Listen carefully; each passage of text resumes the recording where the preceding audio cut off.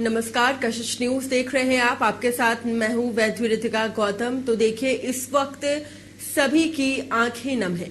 भले ही हम झारखंड की बात करें, बिहार की बात करें या फिर दिल्ली की बात करें, सभी की आंखें नम है क्योंकि आज सुबह सुबह बहुत ही दुखद खबर सामने आई। और खबर ये कि झारखंड के पूर्व मुख्यमंत्री शिबू सोरेन का निधन हो गया। हालांकि वो दिल्ली के सर गंगाराम अस्पताल में वहां पर वो इलाजरत थे और यहीं पर उनका निधन हुआ। काफी समय से वो बीमार चल रहे थे और सीएम हेमंत सोरेन ने सोशल मीडिया पर इसकी जानकारी दी। और जैसे ही लोगों ने इस जानकारी को पढ़ी, शोक की लहर दौड़ गई। कितनी बार तो ऐसा भी हुआ कि लोगों को विश्वास नहीं हुआ।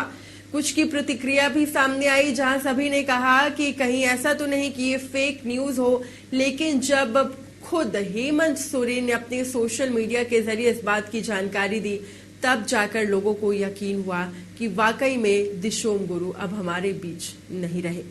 झारखंड की राजनीति में एक ऐसा नाम जो सिर्फ एक व्यक्ति नहीं बल्कि एक आंदोलन, एक चेतना और एक इतिहास का नाम रहा है, और वो नाम है शिबू सोरेन, जिनके जीवन में संघर्ष कभी खत्म नहीं हुआ। लेकिन उसी संघर्ष ने उन्हें एक मिशन दिया, एक लक्ष्य दिया, आदिवासियों के अधिकारों की रक्षा और झारखंड को एक अलग राज्य का दर्जा दिलाना।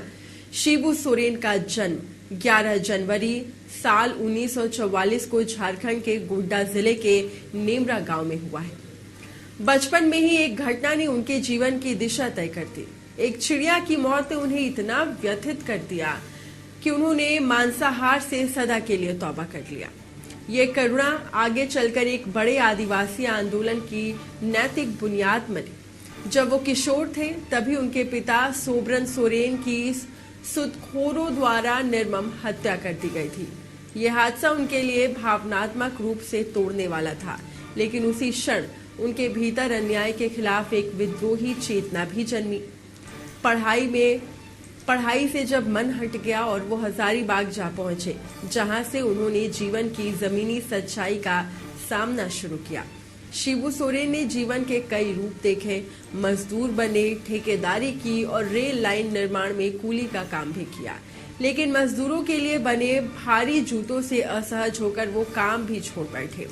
संघर्ष के इन वर्षों में उन्हें जमीनी सच्चाइयों का वो पाठ पढ़ाया जो किसी किताब में नहीं मिलता। साल 1972 में जब आदिवासियों की आवाज को राष्ट्रीय मंच पर पहुंचाने की जरूरत महसूस हुई, तब 4 फरवरी 1972 को विनोद बिहारी महतो के घर पर हुई बैठक में झारखंड मुक्ति मोर्चा की नींव रखी गई, यानी कि जेएमएम। महतो अध्यक्ष बने और शिबू सोरेन महासचिव। तब से लेकर आज तक झारखंड की राजनीति का एक बड़ा अध्याय इसी संगठन से लिखा जा रहा है। उस दौर में आदिवासी गांव में साहूकारों और सूदखोरों का अत्याचार चरम पर था। शिबू सोरेन ने इनके खिलाफ मोर्चा खोला। लोगों को साहूकारों से आजादी दिलाने के लिए वो गांव-गांव घूमे और इस साहसी प्रयास की वजह से उन पर कई मुकदमे दर्ज हुए। पुलिस लगातार छापेमारी करती रही, लेकिन शिबू सोरेन गुरिल्ला शैली में काम करते रहे और जनता के हीरो बनते चले गए। चावल और 3 रुपए, पहला चुनाव और दिशोम दाड़ी आंदोलन। 1980 में जब उन्होंने पहली बार दुमका लोकसभा सीट से चुनाव लड़ने का फैसला किया, तब पार्टी के पास संसाधन नहीं थे। ऐसे में शुरू हुआ दिशोम दाड़ी आंदोलन। हर घर से 250 ग्राम चावल और 3 रुपए चंदा एकत्रित किया गया। इस राशि से नामांकन दाखिला किया गया, पोस्टर छपवाए गए और जीप में पेट्रोल डाला गया। ये केवल चुनावी अभियान नहीं था, ये एक जन भागीदारी का प्रतीक था। ऐसा उदाहरण जिसे आज भी याद किया जाता है। आंदोलन से संसद तक की यात्रा। 1980 में पहली बार चुनाव हारने के बाद 1983 में हुई मध्यावधि चुनाव में उन्होंने जीत दर्ज की और इसके बाद वो 8 बार लोकसभा सांसद और 3 बार राज्यसभा सदस्य चुने गए। केंद्र सरकार में कोयला मंत्री जैसे अहम पद पर भी वो रहे। हालांकि मंत्री रहते हुए शशिनाथ हत्याकांड में उन्हें जेल जाना पड़ा, लेकिन वो बाद में अदालत से दोष मुक्त हुए। 2005 में पहली बार झारखंड के मुख्यमंत्री बने, लेकिन केवल 9 दिन में इस्तीफा देना पड़ा। आपको ये भी बता दें कि साल 2008 में वो दूसरी बार मुख्यमंत्री बने और तमाड़ विधानसभा उपचुनाव में हार के कारण उन्होंने फिर से इस्तीफा दिया। 2009 में तीसरी बार मुख्यमंत्री बने, लेकिन सरकार अधिक दिन नहीं टिक सकी और इस वजह से शिबू सोरेन की राजनीतिक सादगी, जमीनी नेतृत्व और गठबंधन की जटिलताएं थी। वो सरकार चला नहीं पाए, लेकिन जननेता जरूर बने।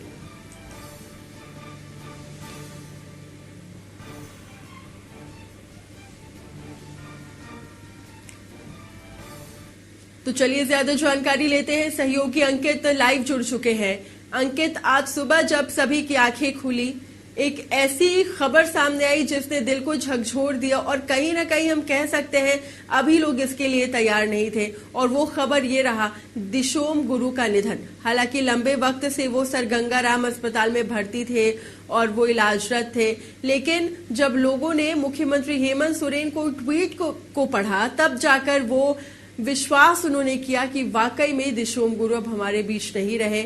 जानना चाहूंगी कि इस वक्त दिल्ली में कैसी तस्वीर देखने को मिल रही है और कौन कौन से चेहरे वहां पर देखने को मिल रहे हैं। अंकित,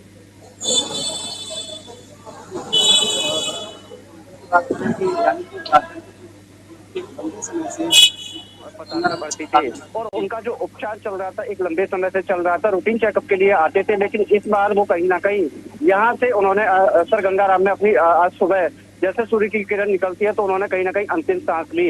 इस बात की पूरी जानकारी झारखंड के मुख्यमंत्री यानी कि उनके बेटे हेमंत सोरेन ने अपने सोशल मीडिया पर की कि आज मेरे लिए कहीं ना कहीं एक बहुत बड़ी पीड़ा और वेदना वाला दिन है। उनका जो राजनीतिक कैरियर रहा है, यानी कि अगर हम गुरुजी की बात करें, एक लंबे समय तक वो कई बार के मुख्यमंत्री और कई बार केंद्रीय मंत्री रहे। निश्चित तौर पर झारखंड की जनता के लिए कहीं ना कहीं एक बहुत बड़ी हानि यानी कि क्षति हुई है। ऐसे में अगर हम बात करें, जो तमाम विपक्ष के नेता हों या सत्ता पक्ष के नेता हों, उनके लिए अपनी संवेदनाएं लगातार सोशल मीडिया पर व्यक्त कर रहे हैं। गुरुजी का राजनीतिक कैरियर बहुत ही अलग और अद्भुत अकल्पनीय रहा है। निश्चित तौर पर कि आदिवासी समाज हो या फिर झारखंड की जनता हो, उनके लिए दिन रात समर्पित रहना और कहीं ना कहीं झारखंड की जनता के लिए तमाम ऐसी नीति और योजनाओं को लेके आना, जब से झारखंड राज्य बना, गुरुजी का विशेष योगदान रहा। निश्चित तौर पर अगर हम बात करें, तमाम विपक्ष के नेता कमलेश महतो की बात करें या फिर आम आदमी पार्टी के नेता संजय सिंह की बात करें, या फिर अगर हम कहें बिहार के वरिष्ठ नेता और लोकसभा से सांसद पूर्णिया से पप्पू यादव, वो उन तमाम नेताओं का दिल्ली के सर गंगाराम अस्पताल में पहुंचने का सिलसिला जारी है। ऐसे में जो तमाम गुरुजी के शुभचिंतक हों या फिर झारखंड की जनता हो, वो भी कहीं ना कहीं एकदम आज शोक व्याकुल मन से बहुत ज्यादा व्यथित है। तो निश्चित तौर पे जो एक सामान्य प्रक्रिया है वो अभी यहाँ पर दिल्ली के सर गंगाराम अस्पताल में चल रही है और देर शाम को गुरुजी को कहीं ना कहीं रांची ले जाने की तैयारी जो है वो यहाँ पर की जा रही है। निश्चित तौर पर जब जैसे ही रांची पहुंचेगा तो जो तमाम पार्टी के कार्यकर्ता हो, पार्टी के पदाधिकारियों, विपक्ष के नेताओं, सत्ता पक्ष के नेताओं, वो कहीं ना कहीं उनको जाके वहां पर उनकी जो यात्रा होगी वो निकलेंगे। ऐसे में राजकीय शोक कहीं ना कहीं कर दिया गया है और उनके जो परिजन है, अगर हम बात करें कल्पना सोरेन, जो उनके पुत्र वधू हैं, वो भी कहीं ना कहीं उनकी तरफ से भी सोशल मीडिया पर एक ट्वीट करके जानकारी दी गई है कि आज हमारे गुरुजी हमारे बीच में नहीं रहे। तो कहीं ना कहीं झारखंड की जनता के लिए और जो कल्पना सोरेन, हेमंत सोरेन, उनके परिवार के लिए एक बहुत कहीं ना कहीं एक कष्ट का दिन है आज। निश्चित तौर पर गुरुजी का जो स्नेह झारखंड की जनता के लिए रहा वो एक अकल्पनीय रहा है। ऐसे में गुरुजी की छवि जो झारखंड की जनता के लिए हुआ करती थी वो कहीं ना कहीं बड़े पैमाने पर एक अभिभावक के रूप में हुआ करती। तो कहीं ना कहीं झारखंड की जनता के लिए आज एक बहुत बड़ी कष्ट और वेदना का समय है। बिल्कुल अंकित, क्योंकि देखिए आज ही जो जानकारी मिल रही है, बताया जा रहा है कि दिशोम गुरु का पार्थिव शरीर झारखंड लेकर आया जाएगा। इसे लेकर क्या कुछ जानकारी मिल रही है?